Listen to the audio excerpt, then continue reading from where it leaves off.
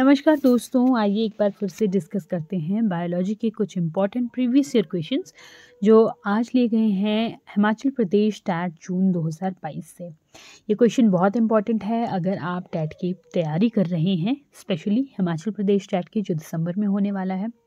अगर आप तैयारी कर रहे हैं टीजीटी की तो वहाँ पर भी ये क्वेश्चंस आपको बहुत हेल्प करेंगे, क्योंकि हाल ही में एक नोटिफिकेशन जारी हुआ है कि हिमाचल प्रदेश में जो टीजीटी के कमीशन होने हैं, जेबीटी के कमीशन होने हैं, उसको Himachal Pradesh board of school education जो है वो कंडक्ट करवाने की योजना है। तो बिना किसी देरी के स्टार्ट करते हैं आज का सेशन। देखते हैं पहला क्वेश्चन, और इस क्वेश्चन को देखने से पहले आप लोगों से एक अनुरोध है कि अगर आपने सब्सक्राइब नहीं किया है तो सब्सक्राइब कर लें, बेल आइकन को प्रेस कर लें ताकि बॉटनी बाला में जो भी नया वीडियो अपलोड हो उसका नोटिफिकेशन आप तक तुरंत पहुंचे। और वीडियो को लास्ट तक देखें, लाइक करें और शेयर करें उन लोगों के साथ जिनके लिए ये बहुत ज़्यादा बेनिफिशियल हो सकती है। चलिए शुरू करते हैं। ये पहला क्वेश्चन कहता है, to which one of the following categories does adipose tissue belong. Adipose tissue हमारी बॉडी का एक बहुत इम्पॉर्टेंट पार्ट है, तो ये किस कैटेगरी को इन सब में से बिलोंग करता है। ऑप्शन दिए गए हैं, A is epithelial, B connective, C muscular, D neural tissue. तो हमारी बॉडी में जो टिश्यूज़ हैं, tissues are the groups of cell जो सिमिलर फंक्शन के लिए रिस्पॉन्सिबल होते हैं। और ये चार टाइप जो हैं ये हमारी बॉडी के कनेक्टिव टिश्यू के टाइप हैं। इनमें से एडिपोज टिश्यू जो है, adipose tissue is the part of connective tissue. Option number B इसका करेक्ट आंसर है। अब देखते हैं कि ये एडिपोज टिश्यू आखिर होता क्या है। एडिपोज टिश्यू ऐसे टिश्यू है, ऐसे सेल्स से कॉन्स्टिट्यूट होता है जो फैट्स की स्टोरेज करता है। Storage of fat in our body is done by adipose tissue. हमारी आंखें, हमारी आंखों के पीछे वाला हिस्सा, हमारा गट, हमारी लाइनिंग जो है वहाँ पर बहुत सारा एडिपोज टिश्यू जो है उससे फिल्ड ये एक जगह होती है। ठीक है, जो भी फैट स्टोरेज साइट्स हैं हमारी बॉडी की, वहाँ पर एडिपोज टिश्यू अबंडेंटली प्रेजेंट होता है। अगर हम टिश्यूज़ की बात करें तो सबसे पहले यहाँ पर एपिथेलियल टिश्यू बताया गया है। एपिथेलियल टिश्यू जो है ये हमारी बॉडी को लाइन करता है, मतलब कवरिंग जो है वो एपिथेलियल टिश्यू प्रोवाइड करते हैं। तो एपिथेलियल टिश्यू जो है वो सिंपल भी हो सकते हैं और कॉम्प्लेक्स भी हो सकते हैं। सिंपल मतलब एक ही तरह के सेल्स जो हैं वो उसमें होंगे, वो कोबाइडल हो सकते हैं, वो स्क्वैमस हो सकते हैं, वो रेक्टेंगुलर तो नहीं, कॉलुमिनर हो सकते हैं, वो ग्लैंडुलर हो सकते हैं। और कॉम्प्लेक्स टाइप के भी बहुत सारे अलग अलग टाइप्स जो हैं वो यहाँ पर हमें देखने को मिलते हैं। मस्कुलर टिश्यू की बात करें तो स्मूथ मसल्स और स्ट्राइटेड मसल्स, दो तरह के मसल्स के टिश्यू जो है वो हमारे में मिलते हैं। इसके अलावा एक और जिसको कार्डियक मसल कहते हैं वो भी हमारी बॉडी में प्रेजेंट होती है, और कार्डियक मसल सिर्फ और सिर्फ हार्ट में प्रेजेंट होती है। इसके अलावा जो न्यूरल जो टिश्यूज़ हैं they are responsible for the messaging, जो भी मैसेंजर का कार्य हमारी बॉडी कर रही है फ्रॉम ब्रेन या सेंट्रल नर्वस सिस्टम या पेरिफेरल नर्वस सिस्टम से मोटर ऑर्गन्स या दूसरे ऑर्गन्स तक, जहाँ पर भी या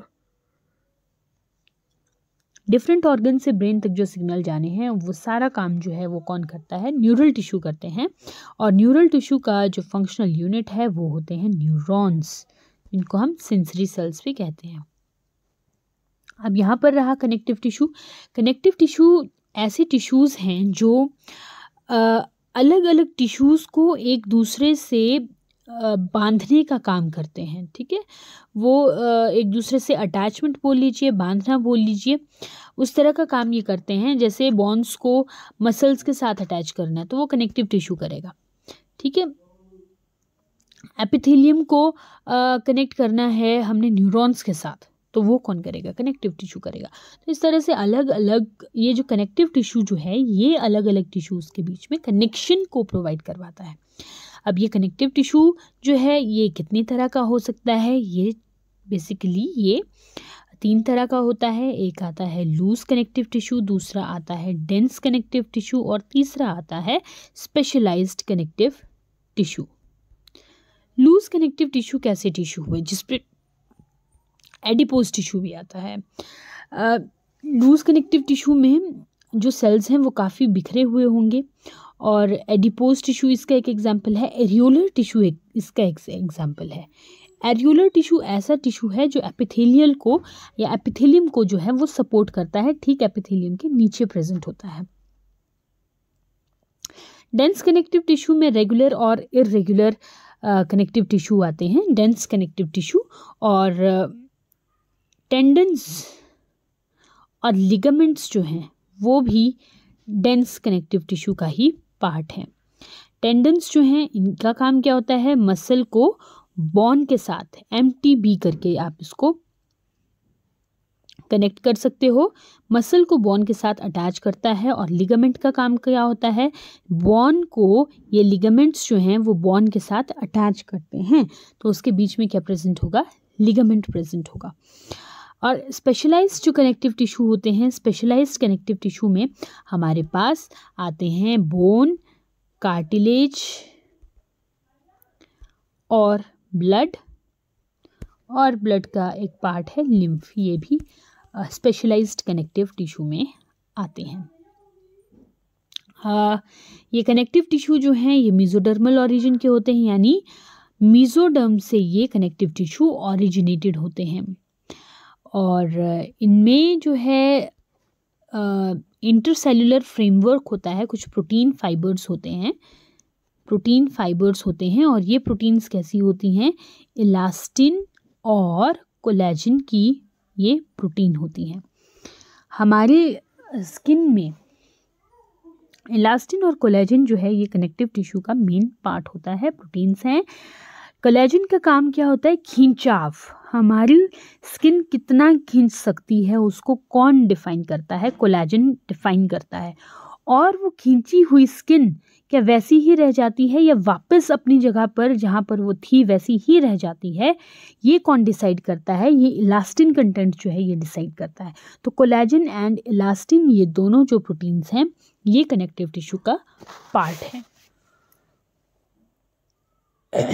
नेक्स्ट क्वेश्चन देखते हैं। The correct surgical procedure as a contraceptive method is. Contraceptive method का करेक्ट सर्जिकल प्रोसीजर जो है वो कौन सा है। कॉन्ट्रासेप्टिव मीन्स जो कंसेप्शन नहीं होने देगा, मीन्स इनफर्टिलिटी तो नहीं कहेंगे, लेकिन एक फर्टाइल ह्यूमन बीइंग जो है वो फर्दर बच्चे नहीं करना चाहता, या कुत्तों की स्टरलाइजेशन इसको कहेंगे।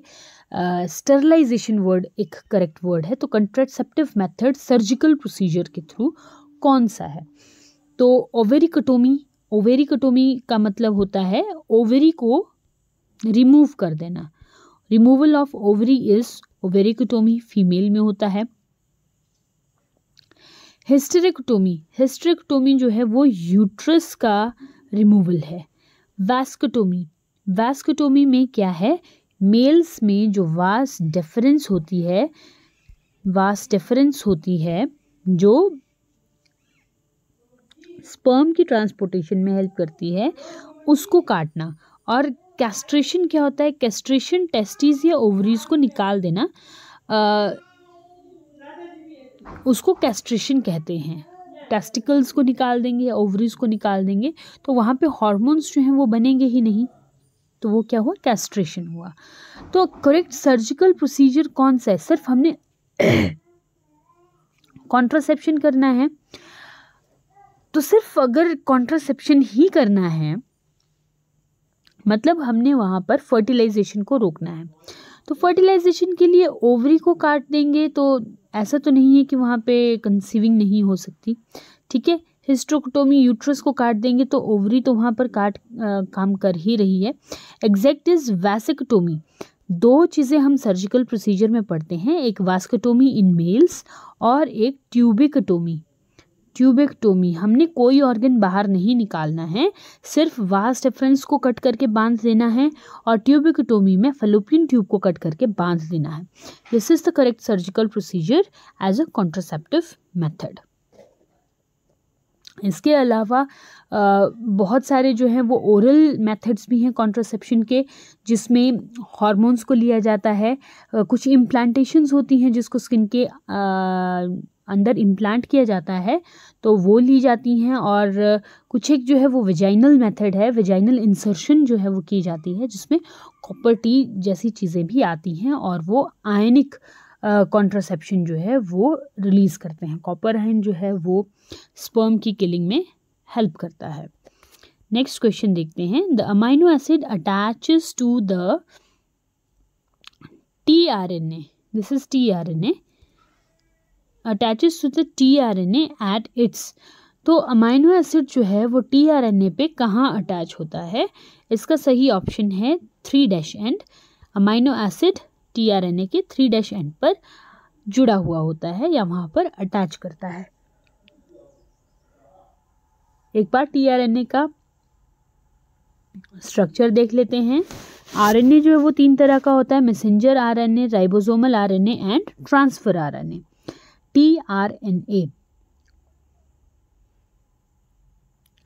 tRNA का स्ट्रक्चर T क्यों कहा? क्योंकि इसकी जो शेप है वो T की तरह ही दिखती है, कुछ इस तरह से। ये अगर 5' एंड है तो ये 3' एंड है, इस तरह से हम इसको मानते हैं। 3' एंड जो है यहाँ पर पॉली ए टेल होती है, ठीक है। जो एडिनिन है वो बहुत अबंडेंटली प्रेजेंट होता है, पॉली ए टेल होती है, यहीं पे जो है वो अमाइनो एसिड अटैच करता है। इसके अलावा यहाँ पर कुछ एक लूप्स जो हैं वो प्रेजेंट होती हैं, जैसे यहाँ पर बात की गई है एंटीकोडोन साइट की। तो एंटीकोडोन साइट जो है वो एंटीकोडोन लूप पर प्रेजेंट होती है, और यहाँ पर जो जेनेटिक कोड है, सपोज ये एक जेनेटिक कोड है, ये प्रेजेंट होगा। फिर इसका रिस्पेक्टिव जो अमाइनो एसिड है वो यहाँ पर अटैच होता है एट 3' एंड, और ये जो है आगे चलकर जो मैसेंजर RNA है उसको पढ़ेगा, ये tRNA उसको कोड करेगा, और इस अमाइनो एसिड को जो है, अमाइनो एसिड की जो पेप्टाइड चेन बनी हुई है पहले से, वहाँ पे जाके उसको फिक्स करता है। तो ये tRNA का काम क्या होता है?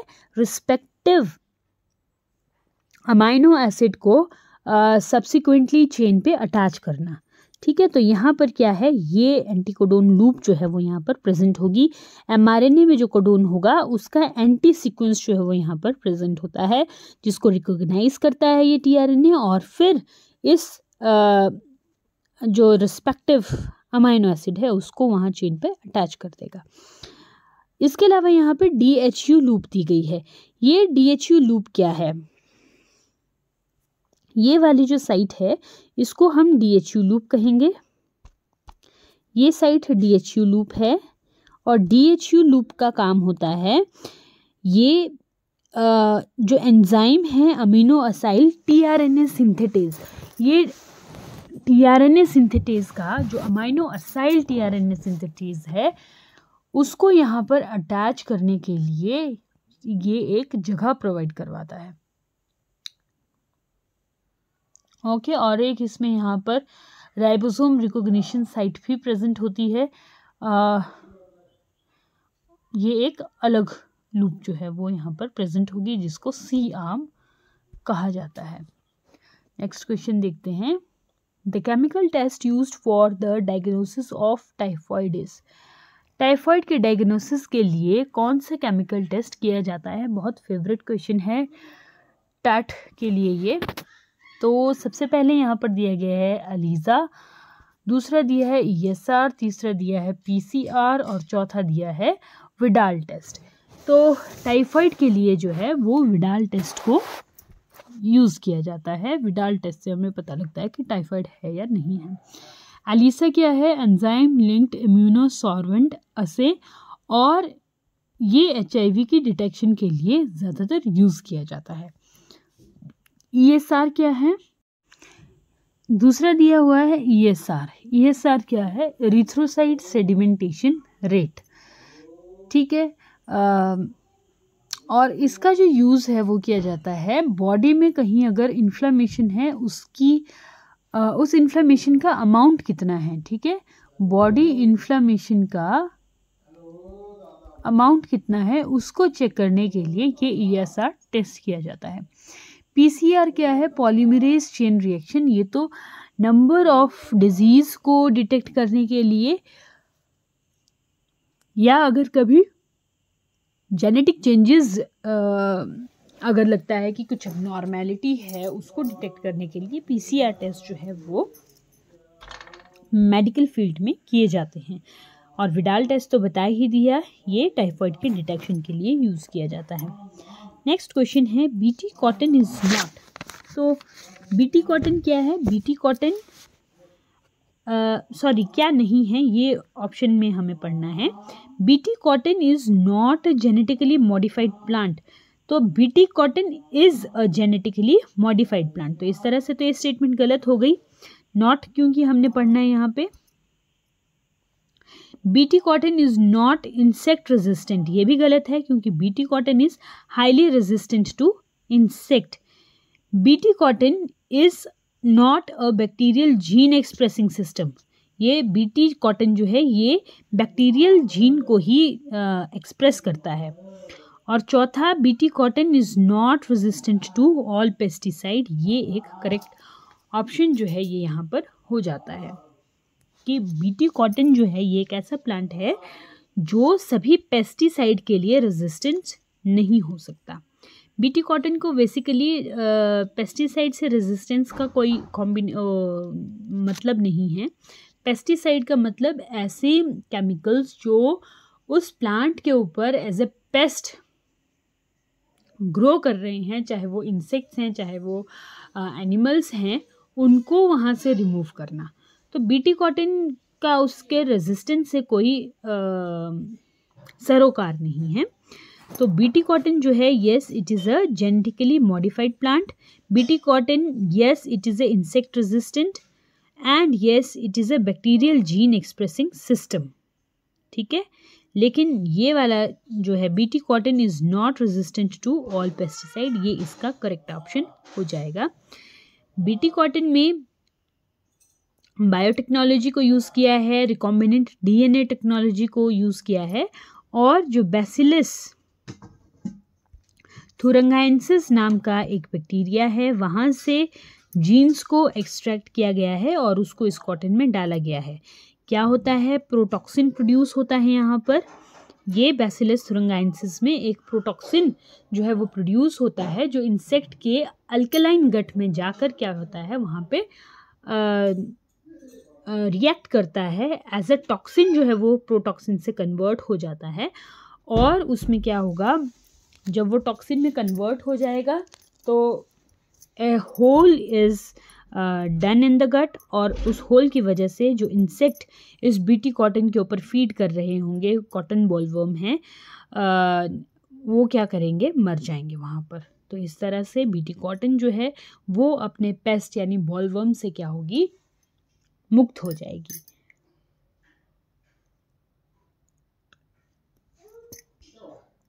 तो आज के लिए ये इतने ही क्वेश्चंस, मिलेंगे आपसे नेक्स्ट वीडियो में, तब तक के लिए नमस्कार।